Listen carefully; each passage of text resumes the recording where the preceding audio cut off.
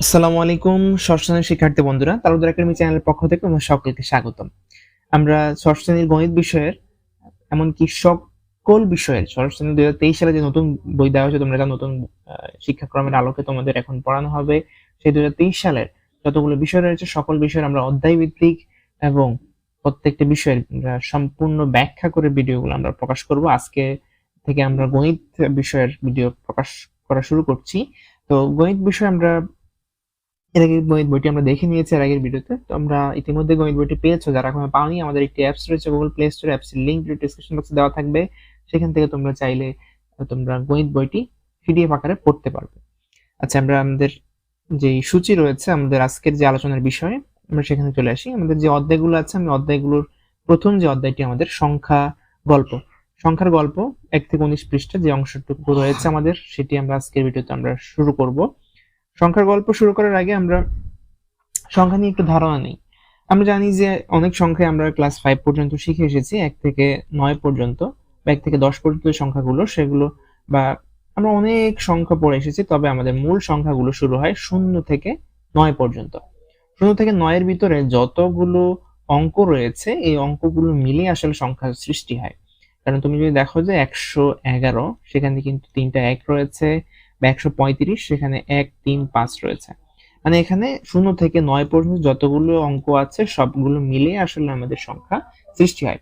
আচ্ছা, আমাদের বইতে একেবারে শুরুতেই তোমরা দেখতে পাবে এরকম একটি চিত্র রয়েছে, এবং চিত্রে আমরা একটু খেয়াল করি যে এখানে প্রথমে একটি ফোন কল, তোমরা খেয়াল করবে যে যখন ফোন আসে বাসায় তখন ফোন কলে একটি নাম্বার উঠে এবং সেটি 11 ডিজিটের একটি নাম্বার থাকে। আমরা এখানে দেখতে পাচ্ছি যে 0 থেকে 0179 একটা নাম্বার দেওয়া হয়েছে এখানে। এটি একটি নম্বর, এটি একটি সংখ্যা, সবগুলো মিলে একটা সংখ্যা। তারপর রয়েছে এখানে ঘড়ি, এখানে 21টা বাজে, ঠিক আছে, ঘড়িতে 21টা বাজে ইন্টারন্যাশনাল টাইম অনুসারে, ইন্টারন্যাশনাল সময় অনুসারে। তারপর এখানে রয়েছে আমাদের সময়কে আরেকটা নাম হচ্ছে টাইম বলা হয়। আচ্ছা, এখানে কিন্তু আমরা আরেকটা ঘড়ি দেখতে পাচ্ছি যেখানে 1 থেকে 12 পর্যন্ত দাগাঙ্কিত করা আছে। তারপর আমরা দেখতে পাচ্ছি 1 থেকে 12 পর্যন্ত এখানে রোমান চিহ্ন আকারে আছে। তারপর আমরা দেখতে পাচ্ছি এখানে একটি টেবিল রয়েছে, টেবিলে এখানে সংখ্যা বলতে আমরা কিভাবে সংখ্যা এখানে বের করতে পারি, যেখানে একটি ডিম রয়েছে, এক কাপ চা রয়েছে, 2টি বা 3টি রুটি রয়েছে, আমরা আমাদের ইচ্ছা মতো এখানে একটা ধরে নিতে পারি। তো এগুলো সবগুলো কিন্তু সংখ্যার মধ্যে পড়ে। তারপর যদি আমরা নিচের দিকে আসি, যে একটা ক্যালেন্ডার দেখতে পাচ্ছি, সবাই নতুন বছরের যেহেতু শুরু হয়েছে 2023 সাল, সবাই ক্যালেন্ডার পেয়েছে। তো ক্যালেন্ডারের মধ্যে আমরা দেখতে পাবো যে দেখা যায় যে 1 থেকে 30 পর্যন্ত 30 দিনের যেই ক্যালেন্ডারের সূচি সেটা রয়েছে, সেটা আমরা দেখতে পারি। এগুলো কিন্তু সংখ্যা, প্রত্যেকটা জিনিসই আসলে এখানে সংখ্যা হিসেবে বিবেচিত হচ্ছে। যেমন এখানে 2022 সালের একটি ক্যালেন্ডার, মার্চ মাসের, এবং এখানে 1 থেকে 31 পর্যন্ত সংখ্যা দেওয়া আছে। তারপর তোমরা ন্যাশনাল আইডি কার্ড বা এনআইডি কার্ড দেখে থাকবে আত্মীয় স্বজনের বা বাবা মায়ের, তখন সেই ন্যাশনাল আইডি কার্ডটা যদি হাতে নাও তখন সেখানে দেখবে যে একটি আইডি নং লেখা আছে, এখানে 1 থেকে একটি নাম্বার জাস্ট দেওয়া হয়েছে। তো ওগুলো কিন্তু সংখ্যা, সবকিছু সংখ্যা। কিন্তু এখন কথা হচ্ছে যে মানুষ কিভাবে এই সংখ্যা নিয়ে কাজ শুরু করলো, বা কিভাবে মানুষ জানলো যে সংখ্যা আসলে কি, এবং কখন থেকে মানুষ এটা ভাবা শুরু করলো যে সংখ্যা যে আজ থেকে অনেক বছর আগেও মানুষ কিভাবে সংখ্যা লিখতো বা সংখ্যা গণনা করতো, সেটি আসলে আমরা এখানে আলোচনা করব। তো সংখ্যার যে বিষয়টা সেটা আমরা যদি একটু খেয়াল করি, যে কিছু বছর আগে বলতে 1000 বছর আগের কথা বলছে, যেখানে যে সময় মানুষ শিকার করতো, বনে গিয়ে বনের ফলমূল খেত, সেই সময় মানুষের মাথায় কিভাবে সংখ্যার ধারণা আসলো। আমরা যদি আমাদের সেকেন্ড পেজে চলে আসি, এখানে আমরা দেখতে পাবো যে দৈনন্দিন জীবনে তাদের নিজস্ব যে কাজকর্মগুলো ছিল সেগুলো করার জন্য এবং খাদ্য সন্ধান করে ফিরে আসার পর তারা এত পড়ালেখা করতো না আমাদের মতো। তারা কি করতো, তারা খুব সহজভাবে কিছু নির্দেশনা দিত যাতে তারা বুঝতে পারে যে এটা এত সংখ্যা।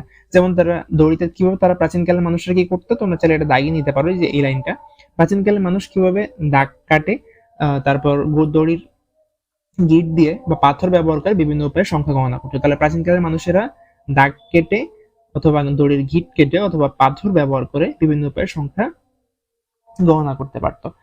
এবার আমরা যদি দেখি যে দাগ কেটে কিভাবে গণনা করতে পারি, এখানে আমরা একটু জুম করে যদি দেখি যে এখানে কতগুলো দাগ রয়েছে, দাগগুলো কিরকম, রোমান সাইন যেটাকে বলে, আমরা অনেকেই রোমান সাইন সম্পর্কে জানি, বা পূর্ববর্তী যে ক্লাসগুলো ছিল সেখানে আমরা রোমান সাইন সম্পর্কে জেনে এসেছি। তো রোমান সাইনে প্রত্যেকটি দাগকে 1 হিসেবে ধরা হয়। একটি দাগ 1, দুইটি দাগ হচ্ছে আমাদের,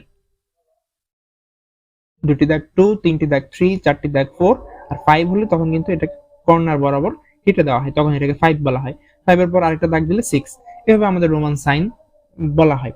তো এখানে প্রাচীনকালে মানুষ কি করতো, এরকম দাগ কেটে কেটে সংখ্যাকে প্রকাশ করত। এটা যদি আমরা দেখি এখানে কতগুলো দাগ রয়েছে, 1 2 3 4 5 6 7 8টি দাগ রয়েছে। আবার অনেকে কি করতো, না এরকম 8টি একসাথে না লিখে যাতে বোঝার সুবিধা হয়, কারণ এখানে দেখো যে হজবর হলো মানে একসাথে যেহেতু আছে চোখের দৃষ্টি সমস্যা হতে পারে, যে একসাথে এতগুলো গণনা করতে গেলে আমাদের কষ্ট হতে পারে।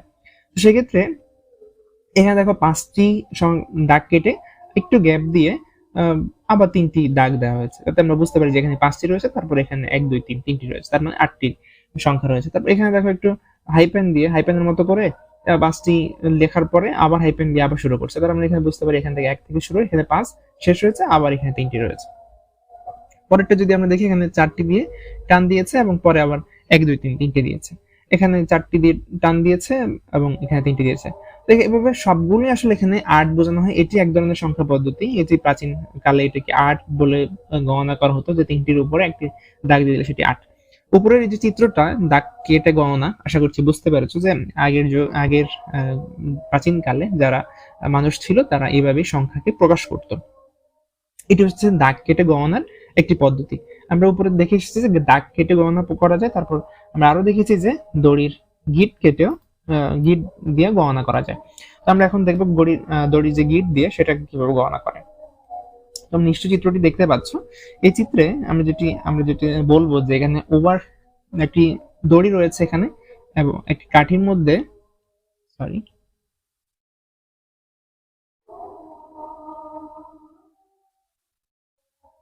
একটি কাঠির মধ্যে দুটি দড়ি ঝুলানো হয়েছে, একটি দড়ি দুটি দড়ি ঝুলানো রয়েছে। এই তোমরা কি জানো যে ইনকা সভ্যতার মানুষেরা তারা দড়ির গিট দিয়ে সংখ্যা প্রকাশ করতো? তাহলে এখানে আমরা সহজে জেনে গেলাম যে ইনকা সভ্যতা যারা, তারা সেই সব সভ্যতার যে মানুষ ছিল তারা দড়ির গিট দিয়ে সংখ্যাকে প্রকাশ করত। তারা কি করতো, দড়িতে গিট দিত এবং সে দড়ির গিট দিয়েই তারা সংখ্যাকে প্রকাশ করতে পারত। আমরা যে একটি দেখি এখানে যে একটি গিট রয়েছে, এই গিটটা প্রায় এরকম, দুঃখিত, এই গিটটি প্রায় দেখতে এরকম।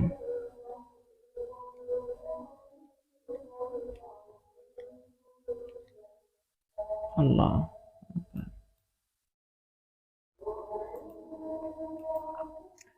এখানে যে গিটটি রয়েছে এটি দেখতে প্রায় ইংরেজি এস এর মতো, তোমরা দেখতে পাচ্ছ এখানে যে গিটটি রয়েছে, এই যে এখান থেকে শুরু হয়ে এখান দিয়ে আবার এটা আসছে, এটা ইংরেজি এস এর মতো, এবং এটাকে ওভারহেড নট বলে। নট বাংলায় হচ্ছে গিট, নটকে বাংলায় গিট বলা হয়।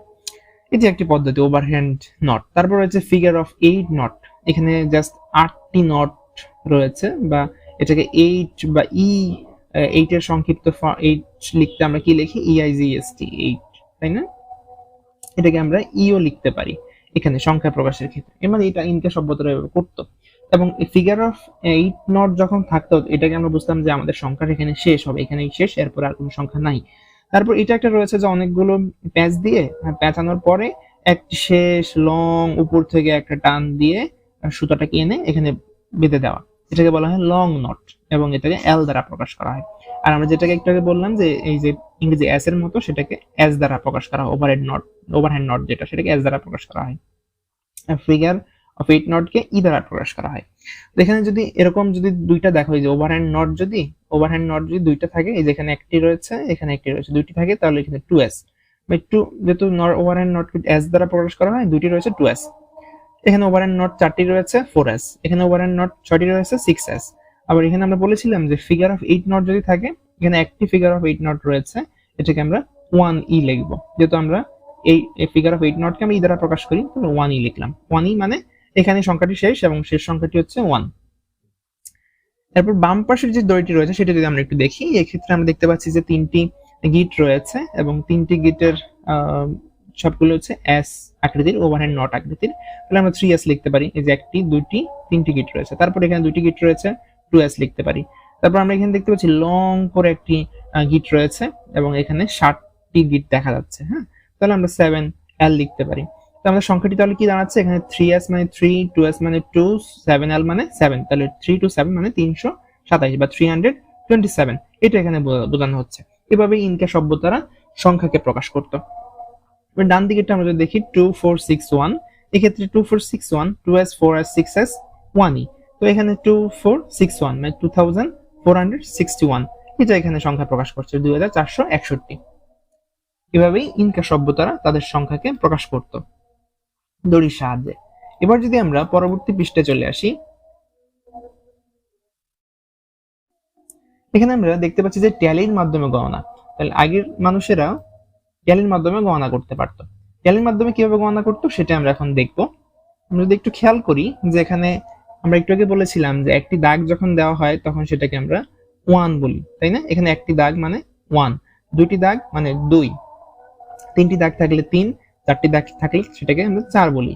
এবং 4-এর পরে আমরা কি করব, আরেকটি দাগ আমরা সরাসরি আমরা 5 না 5 কিভাবে লিখবো, 1 2 3 4 5, এভাবে আমরা 5 লিখতে পারবো না। আমরা এভাবে 5 না লিখে আমরা কিভাবে 5 লিখবো, আমরা 5 লিখবো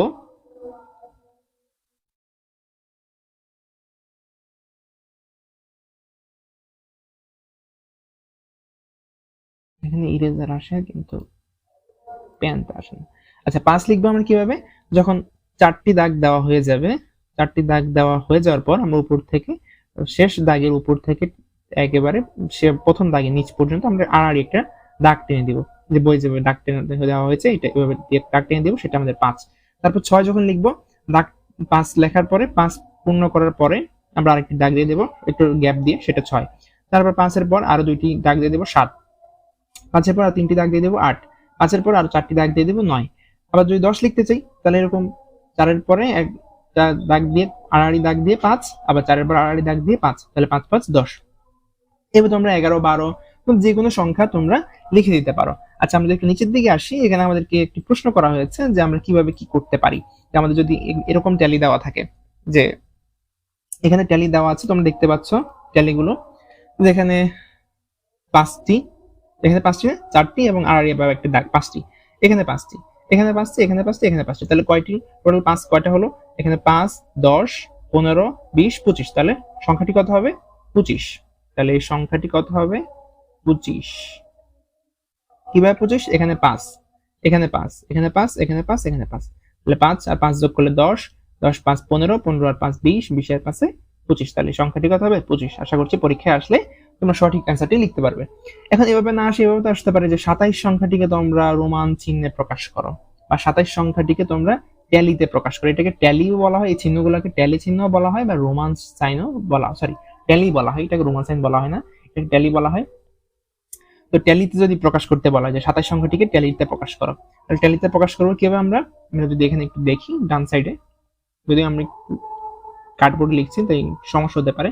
এখানে 4 লেখার পর আমরা এই যেটা নিচ থেকে উপরের দিকে 5 2 3 4 5 1 2 3 4 5, এটা কর্নার বরাবর হবে 1 2 3 4 5 1 2 3 4 5, তাহলে এখানে কয়টা হলো 1 2 3 4 5টা, 5 লিখলাম, তাহলে 5 5 25, আমার দরকার কত 27, তাহলে আরো একটু গ্যাপ দিয়ে দুইটা দাগ দিয়ে দেব 27। আমি যদি উপরেরটা থেকে দেখাই, উপরে কিন্তু 25 রয়েছে, সাথে আমরা আর দুইটা যদি দাগ দিয়ে দেই তাহলে এটাই কিন্তু আমাদের 27 হয়ে গেল। আশা করছি কিভাবে 27 লিখতে হবে তোমরা বুঝতে পেরে গেছো। ধন্যবাদ সবাইকে এত সুন্দর ভিডিও দেখার জন্য। পরবর্তী ভিডিওতে একে আমরা গণিতের সময় দেখি থেকে আমরা শুরু করব পরবর্তী ভিডিওতে। তোমাদের সবাইকে আমন্ত্রণ আমাদের পরবর্তী ভিডিও দেখার জন্য। ধন্যবাদ সবাইকে, আশা করছি ভিডিওটি বেশি বেশি বন্ধুদের মাঝে শেয়ার করে দিবে।